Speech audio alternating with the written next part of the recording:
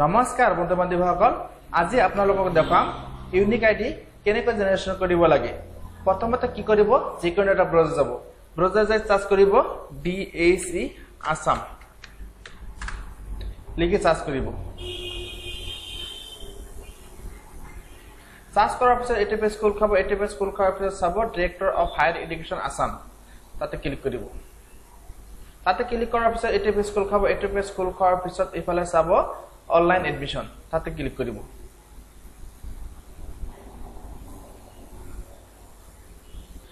তাৰ পিছত এটা পেজ খোল খাব, এটা পেজ খোল খাওয়াৰ পিছত চাব ৰেজিস্ট্ৰেশন ইউনিক আইডি জেনাৰেশন, তাতে ক্লিক কৰিব।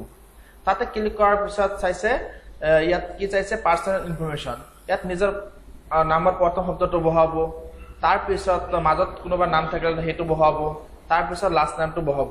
ফাৰ্স্ট নেম আৰু লাস্ট নামটো আপোনাৰ কম্পালসাৰি, স্টাৰ মাৰ্ক আছে কম্পালসাৰি বহাবই লাগিব।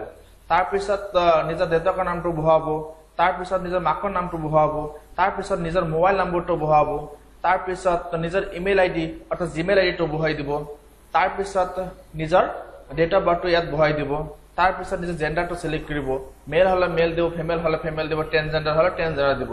তাৰ পিছত নিজৰ ৰিলিজনটো সিলেক্ট কৰিব, ইসলাম হলে ইসলাম দিব, হিন্দু হলে হিন্দু দিব, তো সিলেক্ট কৰি ল'ব। তাৰ পিছত নিজৰ কাষ্টটো সিলেক্ট কৰিব, তাৰ পিছত TGL অর্থাৎ XTGL যদি আছে কোনোবা ইয়েস বা নো মারি দিব।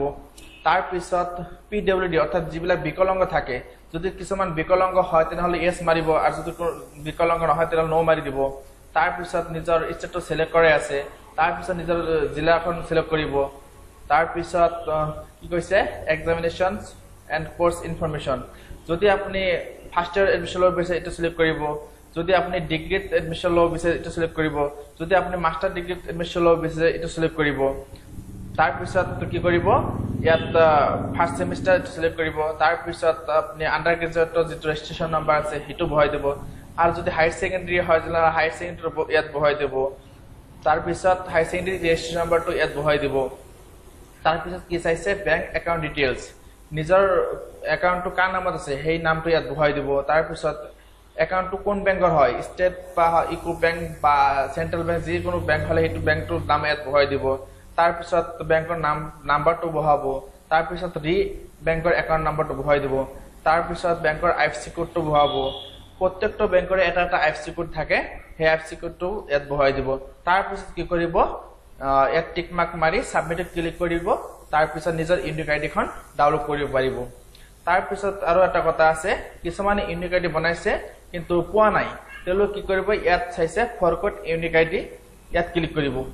ইয়াত ক্লিক কৰাৰ পিছত যেতিয়া ফৰ্ম ফিল আপ কৰিছিল তেতিয়া নামটো কি প্ৰথমত কি দিছে সেইটো বহাব, তাৰ পিছত লাস্ট নামটো বহাব, তাৰ পিছত নিজৰ ডেট অফ বাৰ্থটো ইয়াত বহাই দিব। তাৰ পিছত এপ্লাই কৰাৰ সময় যেটো মোবাইল নাম্বাৰ দিছিল সেই মোবাইল নাম্বাৰটো ইয়াত বহাই দিব। তাৰ পিছত সাবমিটত ক্লিক কৰিব। সাবমিটত ক্লিক কৰাৰ পিছত আপোনাৰ ইউনিক আইডিখন চাব পাৰিব। তাৰ পিছত কি কৰিব, সেই ইউনিক আইডিখন ইয়াত বহাই দিব। কি চাইছে student login and date of birth, ইয়াত ক্লিক কৰিব।